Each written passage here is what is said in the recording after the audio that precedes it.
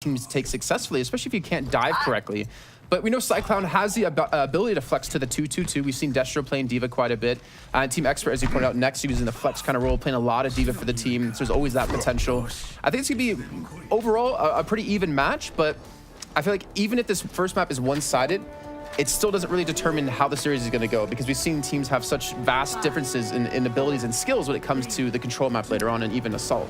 Right, you mentioned it's going to be difficult to take that second wave with a dive without a good dive. It's difficult to do anything in the European scene without a good dive right now. We're just running the very similar compositions. They're still keeping Veinless on Widow.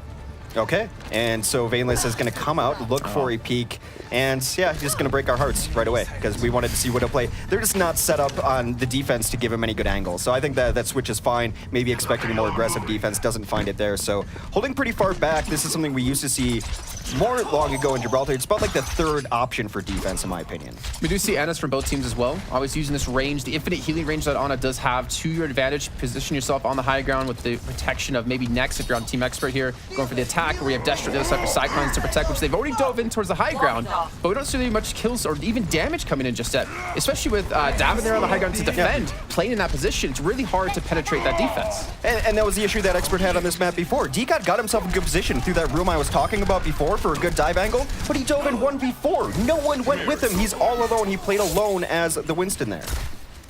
Well, now they're going to be paying the price here, but somehow Expert actually able to turn a couple of kills here. Next and Cranks together, picking up 2. Eps has been forced to drop this contest the payload, but Latex is going to be here, but nowhere close to that Prima Rage, so we don't have any opportunity to actually stall this one out. They need the reinforcements here quickly. Eps still live on the Ana. Most importantly, to get the heals, but he gets dropped by Cranks. And this should be Team Expert taking this first point. Decat able to have a little help from his friends there, finally able to do the necessary cleave early on, and then Cranks, as you mentioned, was able to get the cleanup there on the Genji, which Genji can be so good at. And speaking of Cranks, for this next fight, after how well that went for Team Expert, going to have the Dragon Blade ready here. So they're actually nearing most of their ults, Jason, and this is the momentum that you can get from winning a fight like that on first. And knowing that Cyclowns are not running as Zenyatta, it allows Cranks to have that opportunity, that moment, to pull off a play of brilliance, to get a great Dragon Blade off, especially when they're coming in from the same angle through this this high ground. And you just need to see him connect. You have Veinless here to nano boost him as well, so he has every opportunity here, but it comes down to how Cyclowns can deal with him. If Crusade can get a good boop onto him, they can force Expert to waste out on quite a few ultimates.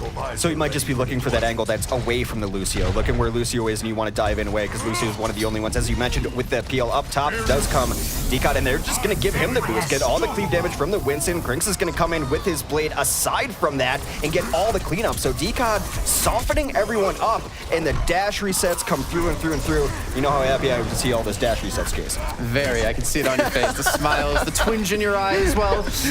But we already see the stall phase come in for Latex just for a little bit of time, but I did this payload should continue to move, but Pox, this is his opportunity now. If he can maybe pull off a good Dragon Blade here, they could potentially pull off the stall. They actually kill Talons before he gets a sound barrier off.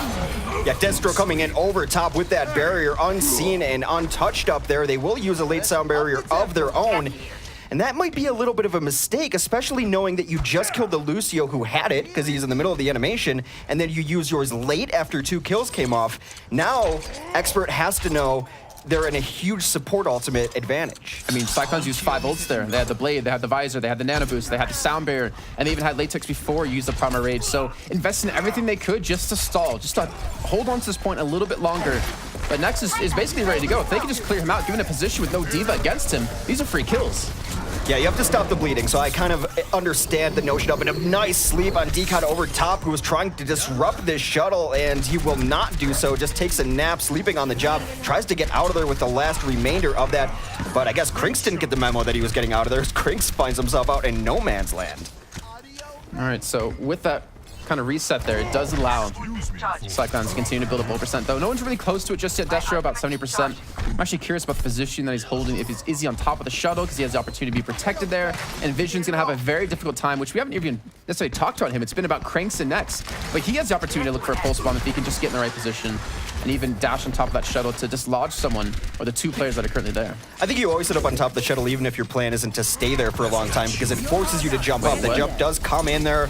An early Nano Visor, now trying to find an angle around the corner, does get some damage in, but no actual kills, and Vision does find a kill on the cleanup there, and now a nice anti-heal coming down as some kills come in for Cyclowns. Not really sure how I feel about that Hex. That Nanovisor was way too early. There was no need to get contested with on the high ground because they can just back away. But in the meantime, as we talk about, the payload's still moving. They still have picked up quite a few kills here, and they're forcing a tactical visor to Destro just to defend yet again. Well, Destro had the visor last time, but this time it's going to be Next finding him too. I think they boosted Davin somewhere in there too, which is odd. You don't see Tracers get the boost very often. The stall is coming in. You see even the Ana over top waiting for Pox to get in with this blade. He will. Finds Paydirt another nice anti-heal, and they should be able to hold on. Well, Vision's going to try and back in, though, taking out Latex. He's just trying to work around this left-hand side, trying to, I guess, continue to contest the payload, at least force them to kill him. And eventually, Cyclowns again will hold on. This has been about, what, 2 minutes of time they've been able to maintain when they were only 2 meters away from actually capturing that second point. And the question always is the defense playing well or is the offense playing poorly? And I think in this case, it's a little bit of column A and a little bit of column B here as you look at Pox on the cleanup there. And now they're getting down to it. We're nearing under a minute. And I got to say, I've been impressed with Epps. I think he's hitting the right nades on the right targets. The anti-heal has been very good for them, making this offense think twice about their engages. Yeah, really good focus on the targets he does hit too. And Nex has now been forced over to the D.Va from the Soldier. So he can mitigate Destro, who's been a real pain in the side of Expert so far. But Decod's going to die before he even pops his Primal Rage. It looks like they're trying to bait out an ultimate, except Cyclowns didn't really have that many ultimates, but maybe they just didn't get the position they want to attack with. Maybe they didn't get the right angle yet. Yeah, it seems like some of the communication is a little off just from having one person retreat while another person comes in, ships passing each other in the night, and apparently the radios between those two ships are broken. This is it. This is their last push to get any further progress onto the payload of Gibraltar. Oh, Pox, though, he's actually waiting to flank in from behind, which allows Racine to push him to the front. Davin is going to be such a major factor in this, not to mention Latex, who's going to be the one to hold on to the actual payload to contest this one as long as possible. Davin dropping out for the shuttle. He's going to look at me coming from behind. The Soundbird's being popped out of both teams. But Venus, you have your nanovisor. He doesn't pop the net onto anyone, actually. He dies with this one available, and that just might have cost him this point. Well, Crusade clutched out a sound barrier there close to the end as he and Epps were both very hurt, and they are now both out of this fight. So all this healing's permanent, and Destro, despite coming up over the top where he's been a hero before, will not be enough damage to be able to take them down. They will grab second, and look how aggressive they're trying to be. They want to pick off any stragglers. They do find one in Epps, and they should be able to get a decent push up this ramp. This is Crinks on the Dragon Blade. As EP mentioned yesterday, we're in the blades and bombs meta, so you're going to see a lot of those on replay. I really feel bad actually to call it Veinless there, but he did die with his nano up, and Cranks had his blade ready to go, so they have that potential to use those two ultimates in tandem to close the one out, but they didn't need it. Looks like the rest of the team, or actually it looks like Cyclowns maybe over-invested onto the kill into Veinless. In the meantime, we're going to see Pox being nano boosted in with the blade. Looking like he's going to pick up that initial kill here, but we have nanos out of both teams. That's going to be Decod just being extra tanky, but no real kills going their way, so maybe a couple ultimates wasted here for Expert. Yeah, I was gonna say the silver lining of dying with your ult means, ult for next fight. There's different ways to look at things, Jason. Look on the bright side of life. Always find that the sun through the storm clouds, as it were. Down to 30 seconds here. I mean, I'm known for being the eternal optimist. Latex is going to have his ultimate up to be able to stall on the defense, and Nex has got this self-destruct. It could be a very good point for self-destruct coming over one of these edges. Not a lot of places to retreat to. Well, the problem for them is getting around that first little elbow, because you can see Davin on the high ground with a Tracer is going to be stalling for time. You got Pox there as well, who can just dash and get in between there. They don't have any high ground control just yet, even though they do have Nex, they do have Decod. That's going to self-destruct put down, actually on top of the bridge, so it zones them out of that position, forces them to potentially drop here. But now the overtime is kicking in. We're going to see Cranks pop that blade, but he gets knocked away immediately. He doesn't have a dash, I believe, either. And that's 3 kills so far for Cyclowns. And you got Decod all alone back there. He was in between 3. Yes, he takes down Destro, but he's the only one over there. Will finally fall. And I think the biggest flaw in Team Expert's game so far, if I can tell, is the right hand doesn't know what the left hand is doing. The communication, I don't often call this out because I'm nodding on comms, but just visually what was going on there, it did not seem like the coordination of the dive was there for what you need to get done from a dive comp. I feel like after the first point is when the communication kind of fell short. Yeah. Like first point was clean. Like after the first initial I'm gonna after jump the first up top, worst dive I've ever seen, 1v4 and Winston all alone. Well, I mean, do you not remember us playing the other day? Well, yeah, but come on. I thought we were friends. I thought we were friends. We were building this beautiful relationship. We walked to Walmart today. We did. We held hands. In my mind, not physically. I just wished. But it didn't really make sense for the initial start with how kind of choppy and how miscommunicated and ugly. Let's just say ugly, the dive initially was. But after that first little bit of a slip up, they looked good in the first phase. Coming into second, though, we saw whether or not it was intentional, Veinless nanoing decod when we had Cranks pop his Dragon Blade at the same time. So maybe that was miscommunication. Maybe it was just like the fat finger. They did.